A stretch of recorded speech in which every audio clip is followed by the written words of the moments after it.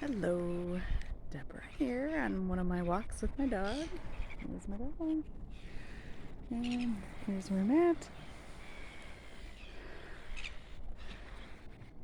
I'm very blessed. This is just a 5 minutes walk from where I get to stay. And I want to do a positive reframe on New Zealand's level 4 lockdown, which we are, I think, on day 32 of, which means we are not able to go anywhere other than you can walk within around your place. So I'm blessed that this is 5 minutes from where we're staying, and you can go to the grocery store or the pharmacy, chemist, or petrol station, gas for those in the U.S., and essential workers can work. And other than that, you are meant to stay in your bubble, which means my family of 4. And you have to wear a mask everywhere you go. I'm outside. Very few. I am near walking tracks, so if someone comes by, I have to put a mask on. And my dog has to stay on lead. Not everyone, this is hard for, I want to just honor that I know that this lockdown and restrictions are hard for a lot of people and brings a lot of stress. And I've lived long enough in a hard life where I used to think I had to suffer, that if everyone couldn't have what I had, then I must feel bad. And fortunately, I've learned that I can hold space and still honor and have empathy and care about people in less fortunate situations, and that I can also appreciate what I have. And I've worked hard from where I'm at, and I'm no meaning that that people haven't worked hard. And that's what I really want to acknowledge about why we need restrictions and it's at points, because unfortunately not everyone has access.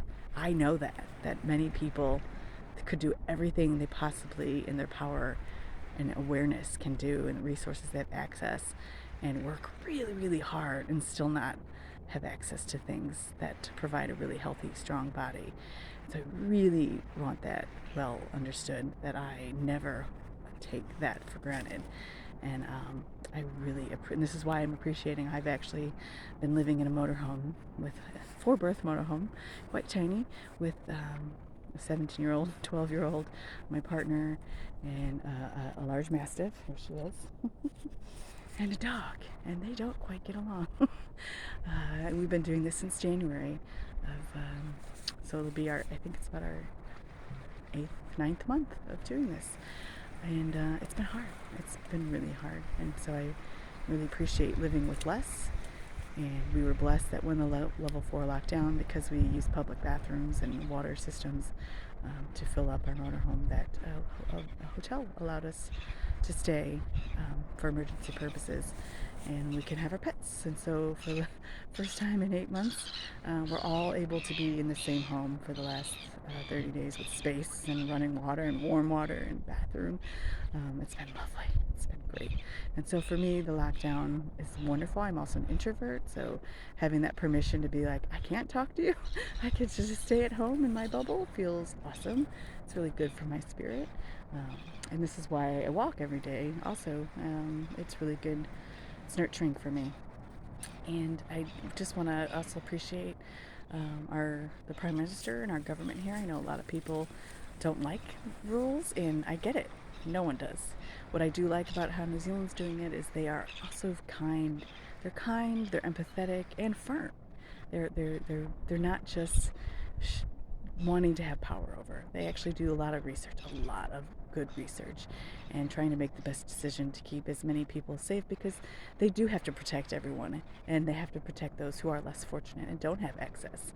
And I get it. I understand that it doesn't feel good, and most of us have had authoritarian parents that just came in and wanted to tell you, didn't care what your thoughts and feelings were, and told you they knew better, and that does not feel good. What I love about the New Zealand government is it is authoritative. They are flexible. There's so many traits that reflect an authoritative parent, and that's what you need. And I have many people in the U.S. It's out of control. It's very scary, and with no clear leadership and direction and guidance. And you do need that. And like I said, I'm pro health. I used to never go to a doctor. I did, and then I took a long time and took responsibility for my health and did lots of research and used lots of natural ways. And I do believe our systems are innately intelligent and can heal a lot. But any system that something invasive that comes too fast, too strong, without resources, is going to take over. Whether it's your body system, your family system, your school system, your health system, any system can only handle so much at one time. And so someone at some point does need to step in and create some guidelines to help create structure and modulate, regulate that information. So yes, I wish I didn't have to get a vaccine, yet I can understand and I can empathize that not any, I am privileged. I know that. And that not everybody is. And so we have to look at the whole, and we have to make decisions. And yes, I wish everyone could have healthy food and access to all these natural things. And yes, there's plants and you can learn, but not everyone has been taught that. They only know what they know and they don't know what they don't.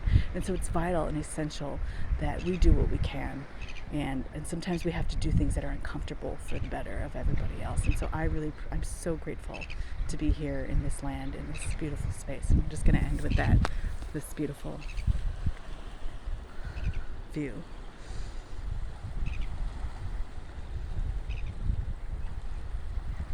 We are absolutely all connected, and one drop can make a difference in this land. Huge. I mean, just think of the ripple effect. One person making a difference, doing one thing. The collection of it is just amazing. And I feel so honored to be here. And I hope you find ways to celebrate what you've achieved and what you have provided for you and what you've worked hard for and what has been given, and celebrate that, as well as hold space for those who may not have all that you've had and know all that you know. They deserve respect and love and support. Take one from here.